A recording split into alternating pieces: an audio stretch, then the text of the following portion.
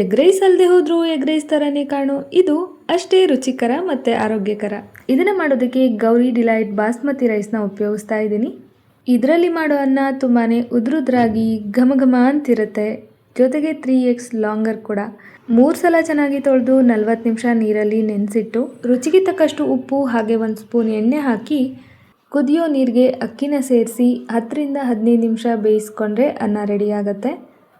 ನಂತರ ಒಂದು ಪ್ಯಾನ್ಗೆ 1 ಚಮಚ ಬೆಣ್ಣೆ, 1 ಚಮಚ ಎಣ್ಣೆ, 1 ಪಲಾವ್ ಎಲೆ, 1 ಬಿರಿಯಾನಿ ಎಲೆ, 1 ಚಮಚ ಜೀರಿಗೆನ ಸೇರಿಸಿ ಚೆನ್ನಾಗಿ ಬಾಡಿಸ್ಕೊಂಡು 2 ಮೀಡಿಯಮ್ ಸೈಜ್ ಈರುಳ್ಳಿ, 1 ಹಸಿರು ಮೆಣಸಿನ್ಕಾಯಿ, 1 ಚಮಚ ಶುಂಠಿ ಬೆಳ್ಳುಳ್ಳಿ ಪೇಸ್ಟನ್ನು ಸೇರಿಸಿ ಹಸಿ ವಾಸನೆ ಹೋಗಿ ಕಲರ್ ಚೇಂಜ್ ಆಗೋವರೆಗೂ ಚೆನ್ನಾಗಿ ಇದನ್ನು ಬಾಡಿಸ್ಕೊಳ್ಬೇಕು. ನಂತರ ಅರಿಶಿಣದ ಪುಡಿ, ಧನಿಯಾ ಪುಡಿ, ಹೋಮ್ಮೇಡ್ ಗರಂ ಮಸಾಲ, 1 ಚಮಚ ಅಚ್ಕಾರದ ಪುಡಿ, ರುಚಿಗೆ ತಕ್ಕಷ್ಟು ಉಪ್ಪು ಇದೆಲ್ಲ ಸೇರಿಸಿ ಮತ್ತೊಂದು ಸಲ ಚೆನ್ನಾಗಿ ಮಿಕ್ಸ್ ಮಾಡಿಕೊಂಡು ಸಣ್ಣದಾಗಿ ಕಟ್ ಮಾಡ್ಕೊಂಡಿರೋ 1 ಹುಳಿ ಟೊಮ್ಯಾಟೋನ ಸೇರಿಸ್ತಾ ಇದ್ದೀನಿ.